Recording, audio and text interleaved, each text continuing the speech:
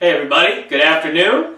This is Steve, and hey, welcome to the Little Wood Shop. Well, today we wanted to do a review.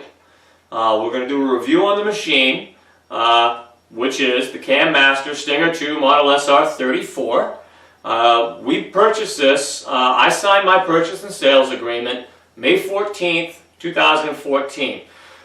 This machine is now 2 years old. About 2 months into ownership, we did shoot a quick review of it then. We talked about the add-ons and things of that nature. We can touch base on that real quick too. And I had shopped around. I had looked at a bunch of different machines. I had looked at ShopBot. I looked at Shark. Maybe one from Laguna Tools. I don't remember. And obviously Camaster. I've looked at everything from benchtop models. I looked at the little Stinger 1. I looked at what I bought. I looked at a Stinger 3. I've looked at the Cobras. I've looked at a bunch of different gear and equipment out there. And ultimately this is what I chose. I don't settle in life. I chose. And I chose this machine.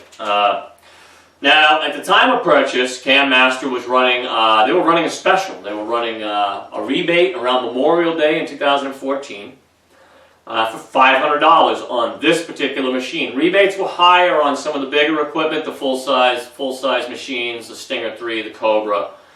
I don't believe the Panther had been in production yet.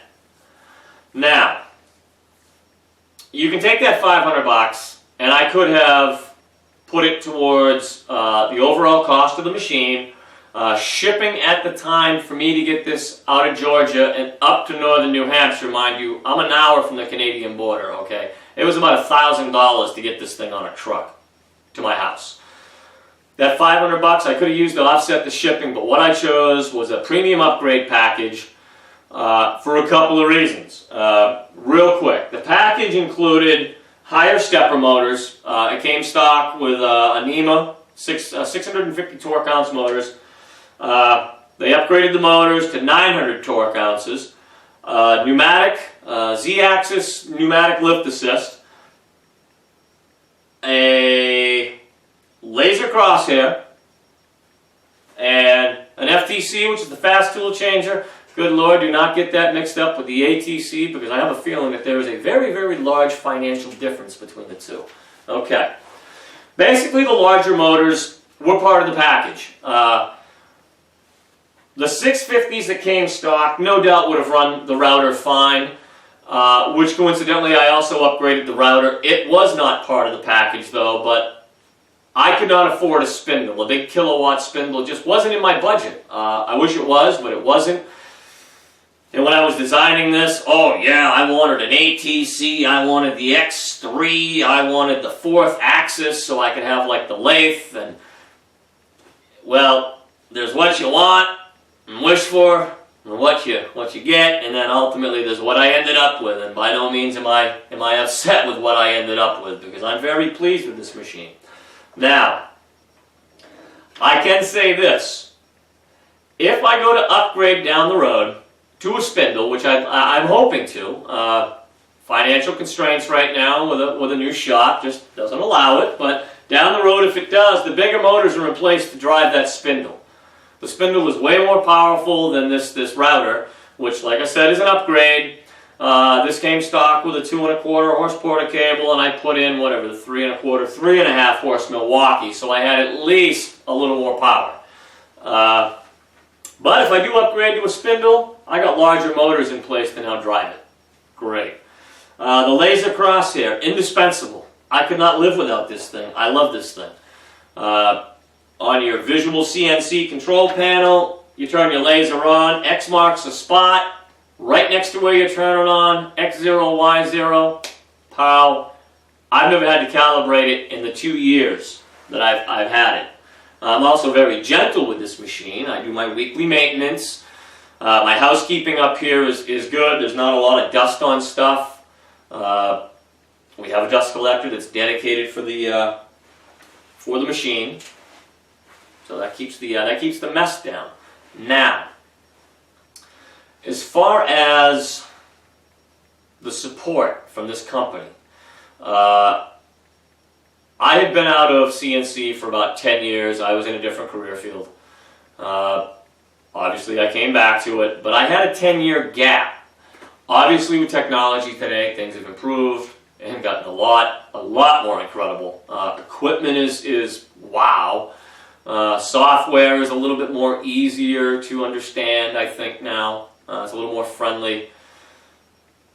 But I needed something that would, one, fit in this shop, be the largest possible piece of equipment I could put in this shop. Like I said, we're the little wood shop. I'm 300 square feet on the ground level. I'm 14 by 22. I don't have a lot of room up here. There's no way I am putting in a full-size machine, and if there is, well, I'll be sanding outdoors in the cold come winter because I am not going to have room for anything else. This machine did it. This machine fit the bill for me. Now, in the 2 years that I have owned this, yes, out of accidents of my own, I have broken a couple bits. I actually broke the mounting bracket for my dust collection boot. That was my fault. It had nothing to do with the equipment or the machine, merely the fool running it. But as far as support goes, yeah. These guys have always answered any question, and for the most part, my old background came back quick to me, so I didn't have to call and bother the fine folks at Camaster all the time. I only called a couple times. The other big thing is the forum through their website. They have a forum, Camheads. I know that there are other forums out there for CNC enthusiasts. I actually belong to a couple groups in social media and whatnot. Camheads, though, I will definitely make note of this forum. The gentlemen in there, there's a lot of older guys who are veterans with this equipment. They've been doing it a long time. Their knowledge is invaluable. I cannot put a dollar amount on what's in these gentlemen's heads. And I picked them. Oh, God, whenever I had questions, I picked them dry. I thank you guys. I thank you for being there for me when I was in my time of need, wanting to wrap my head around this. The machine is solid. These gentlemen built me a nice piece of equipment. Your upper gantry is all solid aluminum, machine-grade aluminum. I don't think there's anything up here that's less than 3/8 or half-inch thick. Your wire tracks are good and solid. The cables and the cable ties, there's nothing floating all over the place. It's a nice, well-designed machine. I'm hoping to get busier so that I can afford another one. I am buying another Camaster. I'm not even looking anyplace else. Period. I'm in love with this machine. I love my machine. It has done me well. I have made some wonderful things on it. And get this. In 2 years, this is what I've done to this machine, other than grease and wiping and blowing it off and maintenance. I've replaced the brushes in the router in 2 years. That's it. And I can assure you, this machine has been worked. Some days, probably more than it even cares to think about. But I have put this thing through the loops, I've run it around the track, and it's still going strong. So, I don't give anybody 10 stars. We're in an unperfect world here, and I'm sure as hell I'm perfect myself. But I'm going to give these guys probably 8.5, 9 stars. You built me a nice piece of equipment, guys. And if I ever need another one, you've got my business. That's it. It's the end of it. If any of you guys out there have any questions, please feel free to give me a shout. Add something in the comment box. Shoot me an email. We'll have some links in there, I think. More than likely.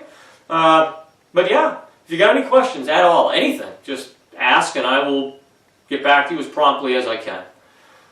Well, from us here at the Little Wood Shop, thank you guys for watching as always. I appreciate it. And I look forward to making some more of these videos. Until next time, we'll see you guys later. Take care.